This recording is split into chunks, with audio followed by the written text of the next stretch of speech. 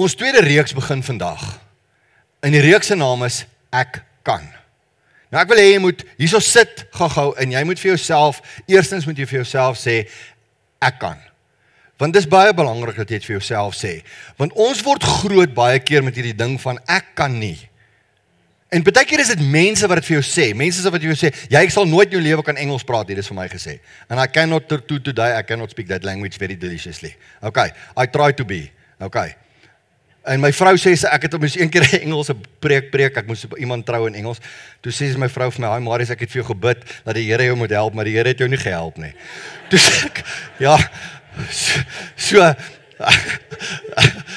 my vrou mag dit vir my sê, want ons is al lank getroud en sy sê sulke goed vir my en ek vat dit nie persoonlik nie, want ek weet ek kom van die Vrystaat af en daar het ons Engels gepraat uit selfverdediging. Dit was net gewees, sorry auntie, don't hit me.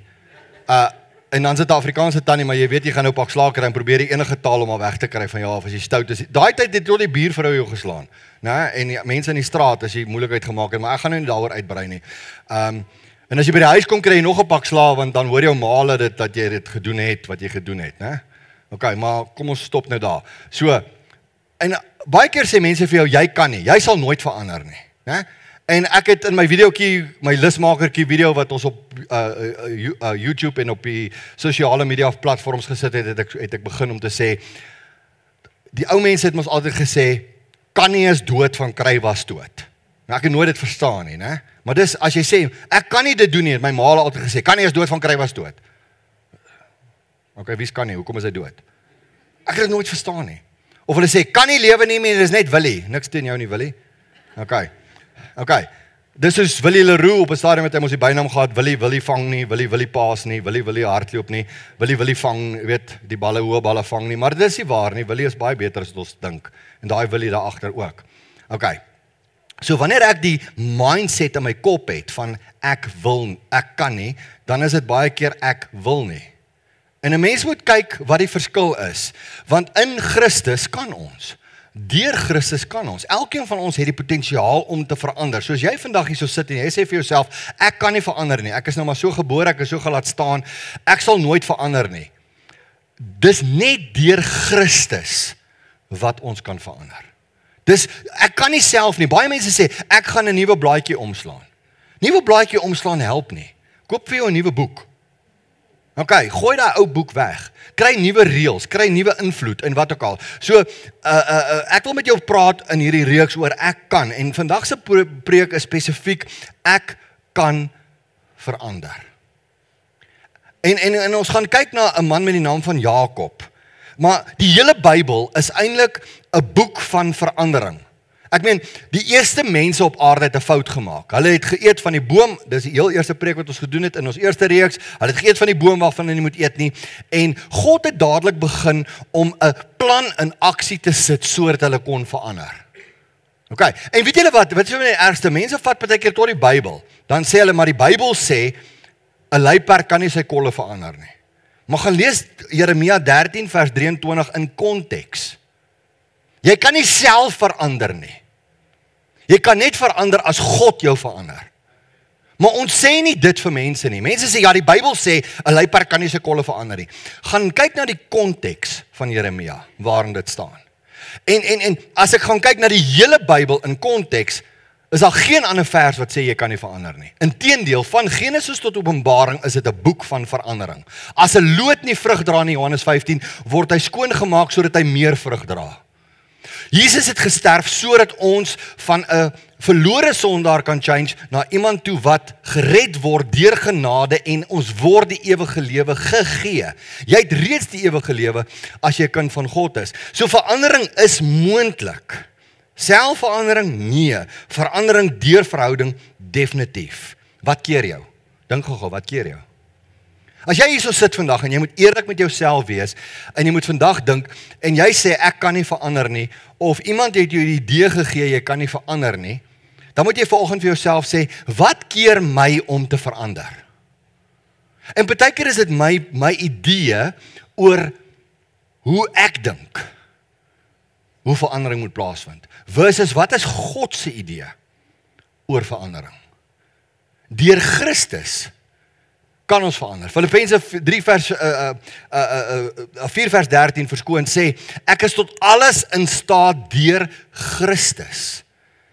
Jy kan sê, ek is in staat tot verandering, ek is in staat tot verbetering, ek is in staat tot wat ook al, om te kan verander. So wie keer jou? Wie keer jou? Antwoord dit vir jouself. Wie keer jou om te verander? En baie keer is dit jouself. Baie keer is jy die grootste probleem in jou eie lewe. Jy het die invloede van buite, obviously is daar invloede van buite. Die Satan hou daarvan om vir jou te sê, maar jy het al in die verlede hierdie fout gemaak. Ja, maar jy sou nooit verander nie. Ja, maar jy is nie goed genoeg nie. Satan sal dit vir jou bly sê, want hy is, hoor wat sê die woord van hom, die Bybel sê, hy is 'n leienaar van die begin af. Inteendeel Johannes 8 sê, hy's die vader van leuns. En die grootste liegstorie wat die duiwel vir jou kan verkondig is jy kan nie. Ek wil hê jy moet nou hardop sê ek kan. Ek kan. Right. Ekskuus, dit voel weird nou vanaand vir die introverte. Okay, maar almal is nie soos ekkie. Okay, so ek wil net hê jy moet besef dat hy's 'n bedrieger en 'n leienaar. Nou iemand wat bekend was, wat absoluut bekend is, as jy dink aan Jakob, baie mense sê Jakob die bedrieger. So kom ons kyk bietjie na Jakob die bedrieger en ons kyk bietjie na hom as mens en ons gaan net so bietjie deur sy verhaal praat. Nou in Genesis 27 kry ons te doen met Jakob en wat gebeur het is hy is mos die tweede seun van 'n tweeling, sy broer Esau is net voor hom gebore en van die begin af, die Bybel sê selfs in die womb van Rebekka was daar al striwelinge tussen die twee. En lyk my hulle het beklei wie gaan eerste wees nog voor hulle gebore is. En toe's Jakob nou kortkop voor hom en Esau se kortkop voor hom en Jakob het hom sommer in die haakskeen beet. Want hy wil hom teruggetrek het. En nou word en daar's rivalry tussen hierdie twee. Die een verskil totally van die ander ene. Die een is 'n jagter, hy is harig, hy's donker van vel. Die ander ouetjie is ligter van vel. Hy's 'n ander tipe mens. Hy's 'n tipe van 'n mama's boy, Jakob. Rebekka en hy het so 'n goeie verhouding gehad. Hy's altyd in die kombuis, niks fout daarmee nie. Ek is ook 'n mama's boy, is baie lief vir my ma.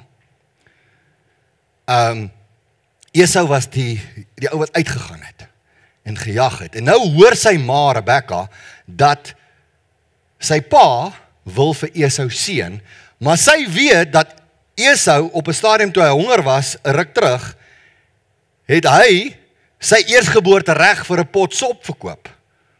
En eintlik streng gesproke moet Jakob die seën kry. So sy ma wil hom help en hier begin die bedriegery. So kom ek lees vir jou van vers 8 af. Saam uit die woord van die Here uit. Genesis 27 vers 8 af, ons gaan heel wat lees. Nou moet jy na my luister, my seun, en doen wat ek vir jou sê. Gaan na die kleinvee toe en bring vir my 2 vet bokkies. Onthou sy pa het gesê, net so agtergrond, sy pa het gesê, gaan jag en gaan kry vir my wildsvleis. En maak dit gaar en bring dit vir my terug. Nou sê sy ma, terwyl Esau uit is, ons gaan nou 'n shortcut vat, amper soos Rooikappie en die wolf. Ons gaan nou 'n shortcut vat, ons gaan sommer een van die bokkies hierso in die kraal hier naby vat en ons gaan hom gou-gou op die slag en in die pot sit. Sy sê vir hom, gaan na die kleinvee toe en bring vir my 2 vet bokkies. Dan sal ek hulle lekker gaar maak soos jou pa daarvan hou, want ma weet hoe pa van sy kos hou en dit gaan baie lekker wees vir Isak. En sy help hom van die wal af van die sloot. Jy moet dan nou dit vir hom vat, dat hy dit kan eet en jou kan seën voor hy sterf. Toe sê Jakob vir sy ma Rebekka, maar my broer Esau is harig en ek is glad. Miskien sal pa aan my voel en dan dink ek skeer die gek met hom. En so sal ek 'n vervloeking oor my huis bring en nie 'n seën nie. Hy het klaar besef hierdie is nie reg nie. Sien julle dit? As jy bedrieg, weet jy dis nie reg nie. Okay. Hy sê en sy ma het vir hom gesê, as daar 'n vervloeking is, sal dit oor my kom, my seun. Luister jy net na my en loop en vang die bokkies vir my. Hy het die bokkies gaan vang en vir sy ma gebring en sy het hulle lekker voorberei soos sy pa daarvan hou. Toe vat Rebekka haar oudste seun Esau se beste klere wat sy by haar in die huis gehad het en trek dit vir haar jongste seun Jakob aan. So nou ryk hy anderster. Hy ryk nou soos die veld, hy ryk nou soos sy broer. Hy sê sy het die bokvelletjies om sy hande en om sy kaal nek vasgemaak en die lekkerny en die kos wat sy voorberei het vir Jakob gegee. En hy het toe by sy pa toe ingegaan en gesê, pa, toe sê hy, ja, dadelik, ja, wat 'n seun is jy? Jakob het sy pa geantwoord, ek is Esau, pa se oudste seun. So Jakob het besef, hy is nie die oudste nie. Selfs na die potlensiesop. En ek het gedoen wat pa gesê het, kom sit nou regop en eet van my wildsvleis, sodat pa my kan seën. Hoor hoe jok hy. Hy sê, maar Isak het vir hom gevra, hoe het jy dan die wild so gou gekry, my seun? En Jakob het geantwoord, die Here, u God, het my dit laat raakloop. Dit raak erger, sien julle die komplot, dit raak al hoe erger. Toe sê Isak vir Jakob, kom nader dat ek aan jou kan voel, my seun, of jy my seun is, Esau is of nie. Jakob het nader gegaan en na sy pa, Isak toe, en toe hy aan hom voel, sê hy, die stem, dis Jakob se stem, maar die hande, dit is Esau se hande. Isak het nie vir Jakob herken nie, want sy hande was harig soos sy broer Esau se. Isak het toe vir Jakob geseën. Isak het vir hom gesê, jy's tog my seun Esau, en Jakob het gesê, ek is. Toe sê Isak, gee die wild dat ek daarvan kan eet, my seun, en jou dan kan seën. Hy het dit toe vir hom aangegee en Isak het geëet en Jakob het vir hom wyn gebring en hy het dit gedrink. Isak het vir hom gesê, kom nader en soen my seun. Hy verraad, né? Wat raak al hoe dieper. Hy het nader gekom en hom gesoen en toe hy die reuk kry van die klere wat Jakob aangetree het, het Isak hom geseën en gesê, kyk, die reuk van my seun is soos die veld se reuk, die veld wat deur die Here geseën is. En dan daarna het Esau uitgevind daarvan en daar was rivalry en toe moes Jakob vlug en die res kan julle gaan lees. Dit is 'n baie interessante gedeelte om te lees. Ek wil ook vir jou vers 35 lees. Hy sê, maar Isak sê vir hom, jou broer, dis nou toe Esau terugkom, hy sê, maar jou broer het my kom bedrieg en toe het hy jou seun gevat. So kan 'n bedrieger verander. Kan iemand wat so komplot teen sy eie pa smee, kan dit verander? Is dit moontlik dat God so 'n mens kan seën? En ek en jy sê nee. 'n bedrieger kan nie verander nie. Weet julle wat, nou, as ek myself in Jakob se skoene sit en ek vra vir myself af, Here, hoeveel keer het ek u al teleurgestel? Hoeveel foute het ek al gemaak in my lewe? Hoeveel keer, Here, het ek al vir u gesê ek sal iets doen, dan doen ek dit nie? Of hoeveel keer het ek al die beste intensies gehad en dan draai goeters en dan stel ek God teleur? Ek praat nie van jou nie, ek praat van my. Maar ek wil hê jy moet dit vir jouself afvra vandag. Jy moet vir jouself, bring dit na jouself toe. En vra vir jouself, het ek nie dalk al God teleurgestel nie? Het ek nie dalk al op tye van my lewe nie gedoen soos my mond gesê het nie? En ook bedrog gepleeg. Vir iemand iets gesê wat ek nie bedoel het nie, net om uit 'n situasie uit te kom. En die vraag is, kan God jou verander? En my antwoord is ja. God kan jou verander. God wil jou verander. Maak nie saak waarmee jy sit nie. Dit kan 'n fisiese probleem wees, dit kan 'n emosionele probleem wees, dit kan een of ander verslawing wees, dit kan een of ander iets wees waarmee jy sit, dit kan een of ander blok wees in jou geestelike lewe. God kan jou verander. God kan jou change. Daar was 'n komplot gewees en hierdie komplot wat het begin met sy ma wat begin het om hom die voorstel uiteindelik van Rebekka afgekom. Maar Jakob het ingestem. En die eerste ding wat ek hier sien is, ons pas op dat ons nie heeltyd blameer nie. As jy wil change, kan jy nie blameer nie. Okay, so Jakob kan nie sê, ja Here, maar my ma Rebekka nie. Rebekka het 'n groot fout gemaak deur te sê, laat die vloek van die Here op my kom. Ek weet nie of sy besef het wat sy sê nie. Maar die vloek het oorgegaan op Jakob, want hy het bedrieg. Ons gaan nou daarna kyk. Jakob het ingestem om 'n bedrieger te wees. Hy soek seën in sy bedrog. Ek vra vir jou, dink jy dat God kan jou seën as jy God probeer bedrieg? Dink jy God kan jou seën as jy jouself bedrieg?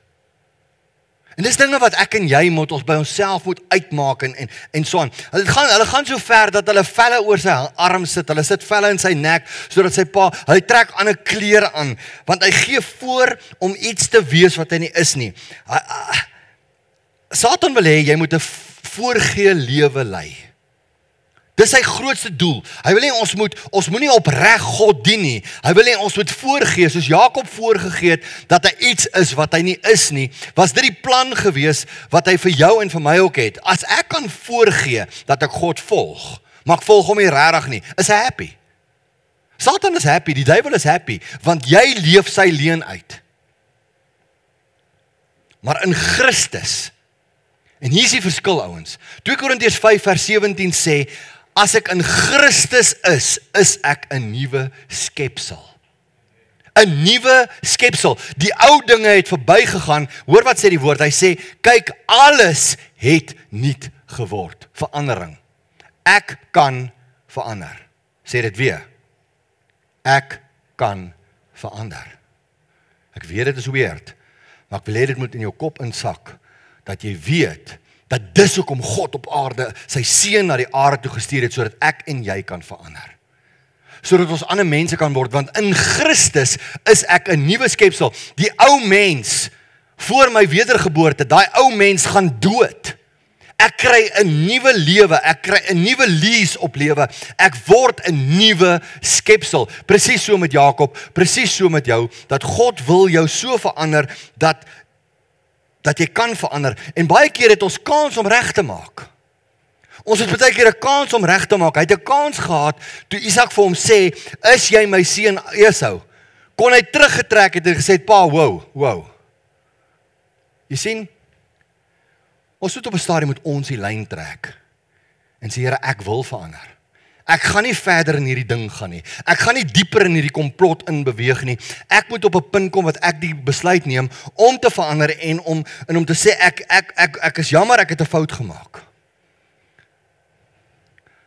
Die ergste van alles is, Jakob trek vir God in by sy bedrog. Hy sê die Here het voorsien dat ek so vinnig 'n bokkie kon kry. Die God wat u dien, hoor jy so? Hoor wat sê hy? Die impak van hierdie woorde was erg op my gewees toe ek dit lees. Hoor wat hy sê? Hy sê nie die God wat ek dien nie. Hy sê vir sy pa, nie die God wat ek dien nie. Hoor wat sê hy? Hy sê vir hom, die Here u God het my dit laat raakloop. Jakob weet waar hy staan. Jakob weet. Daar's kans om reg te maak. Ek wil hê jy moet weet dat bedrog baar bedrog. Bedrog bring nog bedrog voort. Solank ek en jy nie wil verander nie, gaan ons op hierdie selfe pad bly. En nou kan jy vir my sê, Marius, okay, jy praat nou lekker met mense wat u nie dien nie. Nee, ek praat met ons as kinders van God ook. Hoe lyk jou verhouding met die Here? Het jy 'n regte, genuine, opregte relationship met die Here en doen jy as kind van God wat jy moet doen of bedrieg jy jouself?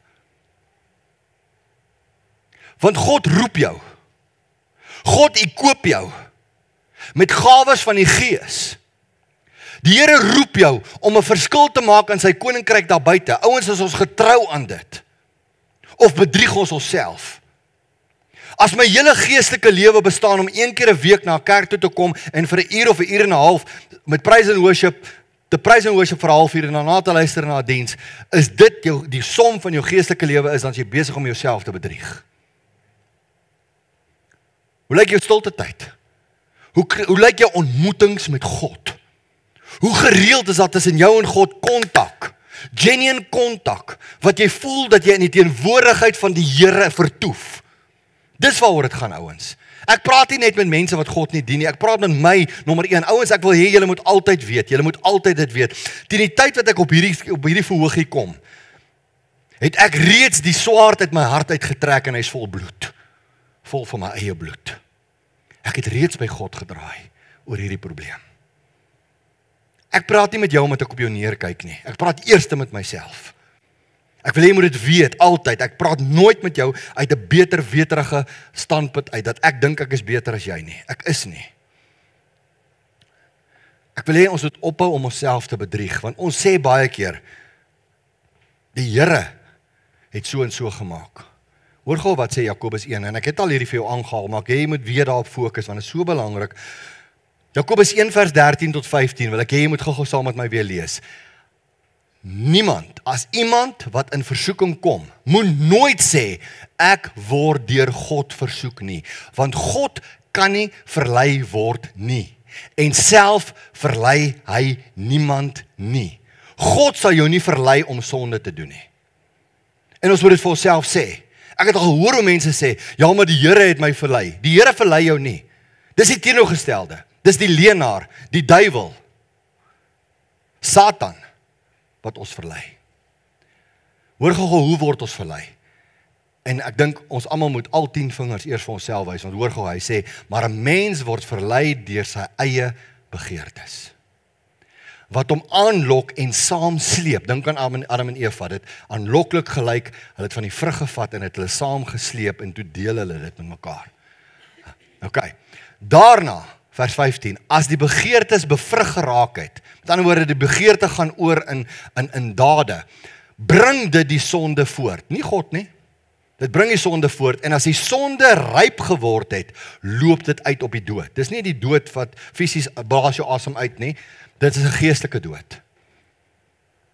Want nou ewe skielik is daar dood tussen jou, daar is nie meer 'n kontak tussen jou en God nie, jy verbreek die kontak, dis nie God wat die kontak verbreek nie, dis jy wat die kontak verbreek.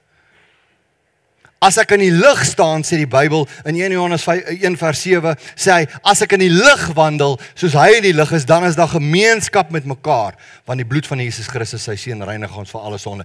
Maar as ek uit hierdie lig uit die bo my beweeg, en ek gaan staan in 'n skaduwee, is dit nie die lig wat gemove het nie, dis ek wat gemove het. Ons kan God nie blameer nie. Maar ek wil by iets baie belangrik uitkom. Is, behalwe vir die bedrog wat Jakob gepleeg het. My punt is, bedrog baar bedrog. Een bedrieglike ding bring 'n volgende bedrieglike ding voort. Het jy al gejok oor iets? Sommige net 'n leentjie vertel. Ons sê ons altyd, ag nee, is net 'n wit leentjie. Maar as jy 'n leuen vertel, die volgende keer moet jy nog 'n leuen vertel om daai leuen te cover. En dan onthou jy nie hoe jy gelieg het nie, dan moet jy hom weer modify, om weer by daai leuen, en so cover jy die een na die ander ene op. En omdat Jakob hierdie bedrog lewe gelei het, gaan hy oor na die volgende toe, hy word nie bedrieg nie, maar mense om hom begin hom te bedrieg. Hy werk vir 7 jaar vir Rachel, dis nou die jonger sussie. Nou, ek wil gou iets hier regstel. Hier's nou 'n Leah en 'n Rachel in ons gemeente. Okay. Maar Tannie Leah, hierdie is nou, ek wil nou net weer vir Tannie sê, mense wat sê die lelike Leah, hulle praat eerstens nie van Tannie nie. Okay. Maar Leah was nie lelik nie, sy was 'n mooi vrou. Die Bybel sê haar oë was dof. Rachel het mooi oë gehad. Sy het 10 blouerige oë gehad wat in die Midde-Ooste redelik skaars was. Sy het 10 helderder oë gehad, waar Leah amper bruin oë gehad het, gewone oë gehad het. So Jakob het verlief geraak op hierdie enetjie met die mooi oogies, né? En hy behaag gehad het. Toe bedrieg, so as jy weer hoor iemand sê die lelike Leah, shy man, Leah was nie lelik nie. Dis 'n mooi tannie gewees. Okay, moenie lelik wees met Leah nie. Okay met my tannie Leah nie, ek sal vir julle boks. Okay. En die mooie Rachel, hy werk toe nou vir mooie Rachel met die blink oogies. Sy het seker mooi wimpers gehad, seker soos Mickey Mouse se vrou. Okay. Lang storie kort.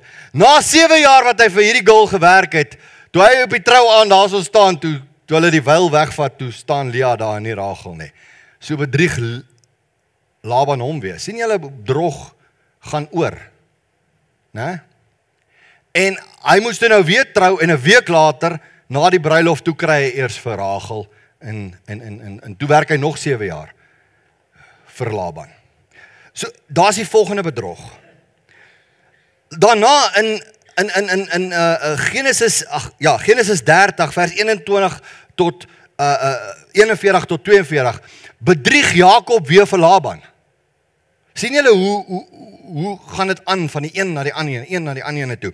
So in Genesis 30 vers 41 tot 42 lees ons van dat hy die kudde toe gesplit het en al die gestreepte en gespikkelde lamme het hy een kant gehou en al die wit lammertjies het hy aan die ander kant gehou. En wat hy gedoen het is hy en Laban het 'n ooreenkoms gehad dat al die gespikkelde lamme en wat nie wit is nie, kan hy kry. En al die wittetjies bly in Laban se kudde omdat hy nou al so lank vir hom gewerk het. En wat hy toe doen is, hy toe nou die ooe wat gespikkel is, het hy goed voorgegee om te eet, sodat hulle stil staan sodat die ramme hulle kan dek.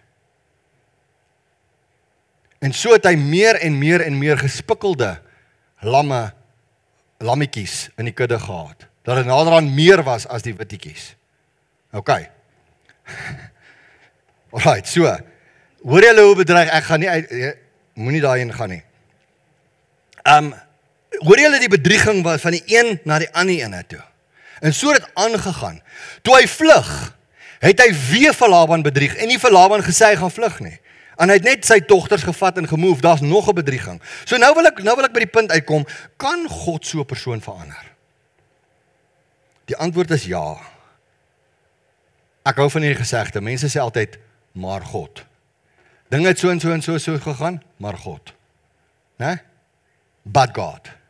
En ek wil hê moet jou vandag, dit moet jy vir jouself sê. As jy vir jouself sê, maak nie saak wat jou probleem is nie, of dit na liggaam, na siel of na gees is, dat God jou kan bystaan, wil ek hê, jy moet sê, dit is my omstandighede, dis my realiteit, but God. OK. Maar God gryp in, en die Here verander hierdie jong man se lewe. Totally word sy lewe verander, en hy gaan daar by Bethel, en hy's op pad om na hierdie groot bedrieging, ons gaan nou reverse in die storie, ons kom nou weer terug nadat hy sy pa bedrieg het, nou is hy op pad nog na sy oom Laban toe. Ek wil net hê, nou gaan ons by die positiewe kom.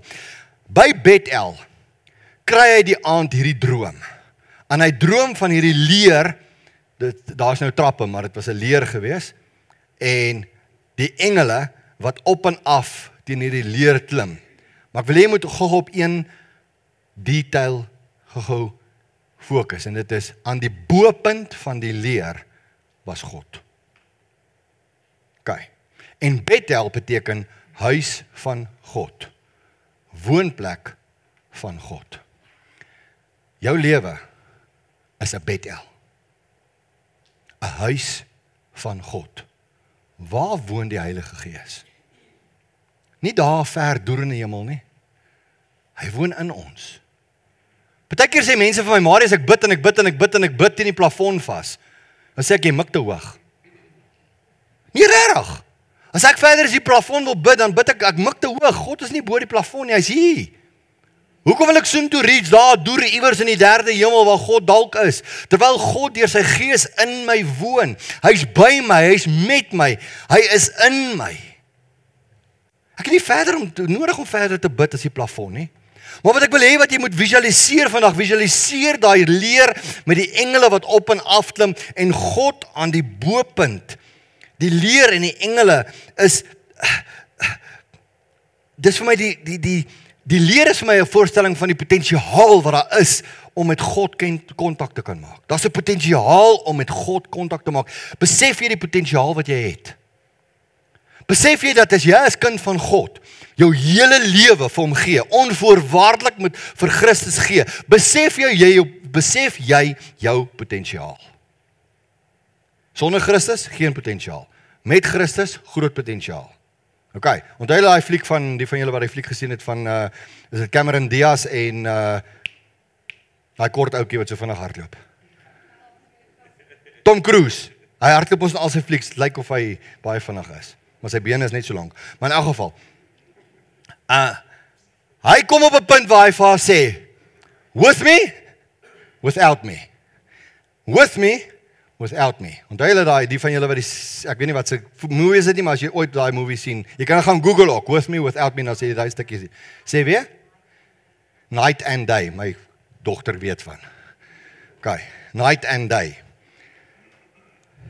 Maar ek wil hê jy moet daai beeld in jou kop sit. With God, without God. With God. Without God. Jy het die potensiaal om met hom te change. Want weet julle wat? Bo aan die leer is God.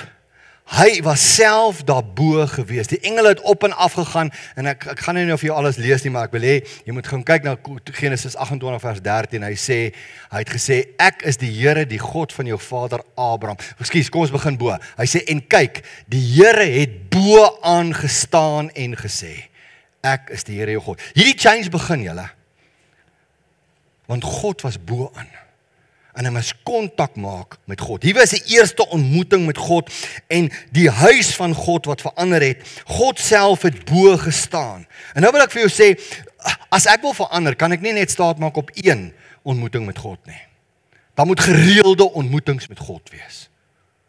Ek moet gereeld, meer as een keer 'n week, meer as een keer 'n dag dalk, moet ek sorg dat ek met God in kontak kom. En ek wil hê jy moet dit vir jouself sê, as ek wil verander, moet ek met God kontak maak meer as een keer in my lewe. Jakob het die eerste keer by Bethel God ontmoet, maar daar's baie ander plekke waar hy God ook ontmoet het. Die eerste een was Bethel, dan is daar ander een in Genesis 32 wat uitstaan en is by Peniel.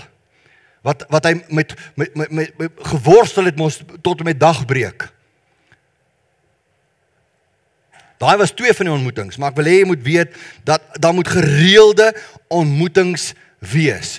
Hoe vind verandering plaas in jou lewe? Ek wil hê jy moet kyk, as jy nie nou op daai bord mooi kan sien nie, die skrif dalk te klein is, dan sal ons hom vir jou mail of stuur of wat ook al, hierdie hele slide.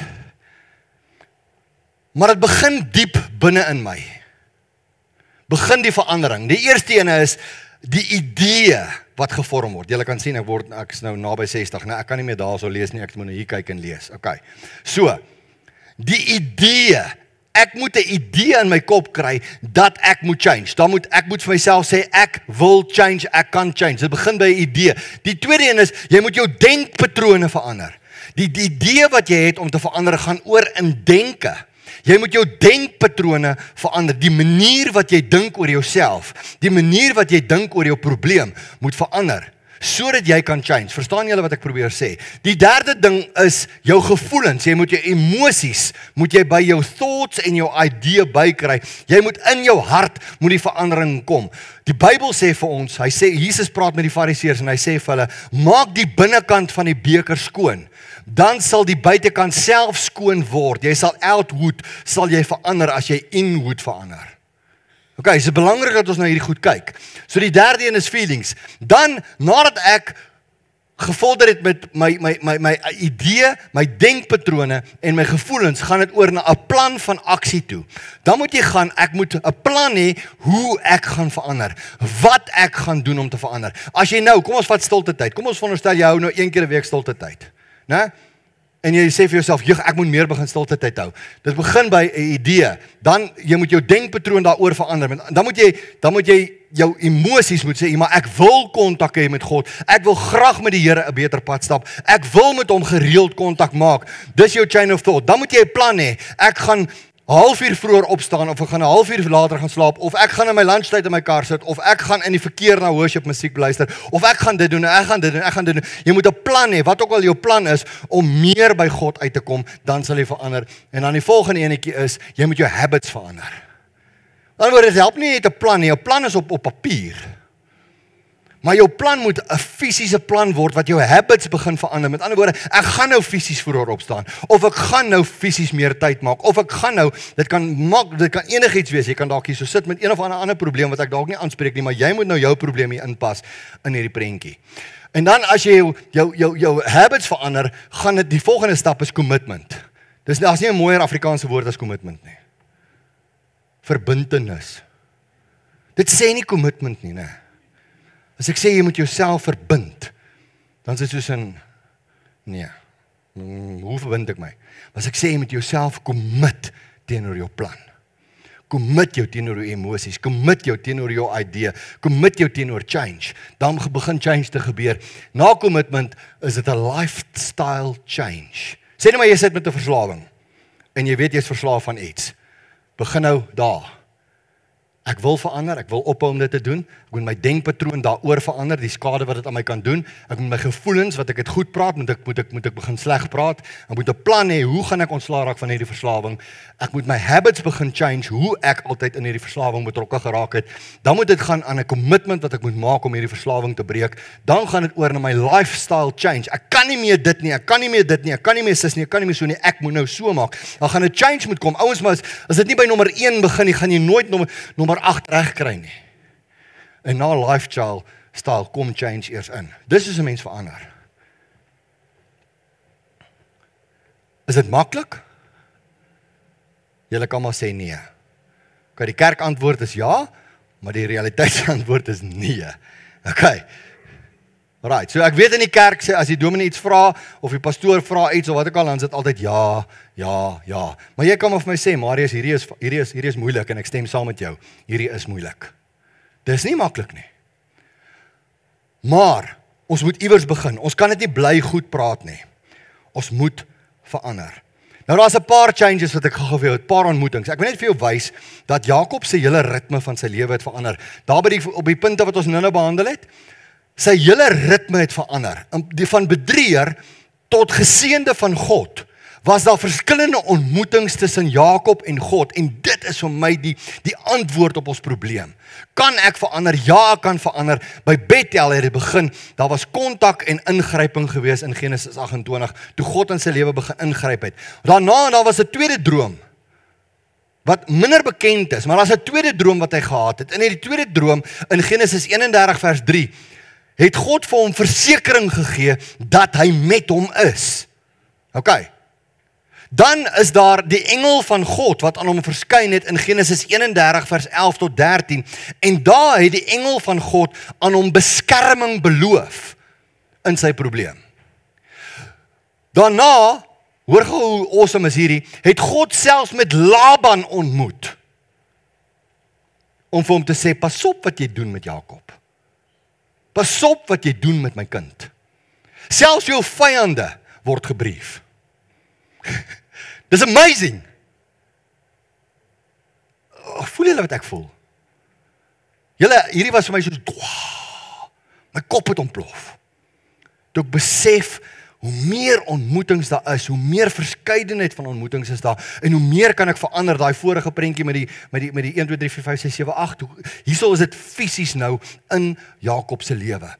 So, God praat selfs met Laban, dan toe vind Peniel plaas. By Peniel het hy voor sonopkoms tot na sonsopkoms het hy fisies met God geworstel, of die vleesgeworde God, of wat ook al, het hy geworstel. En hoor wat hy sê, ek het God gesien, ek het hom gesien en ek het nie gesterf nie. Dit was nie net sommer enige engel met wie hy gestoei het nie. Maar sy stoei het oorgesit in seën. Hy het vir die engel van God gesê, ek kan nie weggaan nie voor my geseën het nie. En hy het so gestoei, en dit is wat change gaan bring. Change gaan 'n stoeigeveg word in jou lewe. Jy kan nie change as jy met iets gaan stoei nie. Dis nie maklik om te change nie. Jy sal moet stoei daarmee. Maar hoor wat sê Jakob se woorde. Jakob se woorde is, Here, ek kan nie weggaan as U my nie geseën het nie. U mag nie my los as ek is nie. U moet my help verander. En toe, om van hom weg te kom, moes God hom slaan op die heupbeen, dat hy mank geloop het, op sy heupseëning, dat hy hom kan los.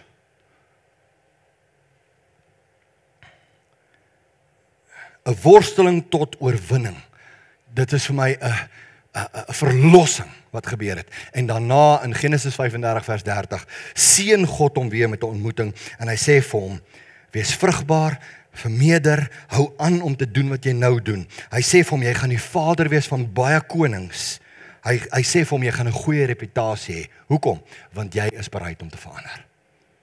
Ouens, en ek wil hê jy moet net gou, ek wil afsluit, ek wil hê jy moet saam met my dink, en saam met my sê, as jy vanoggend gesê het, Here, ek kan verander, dan is dit die plan.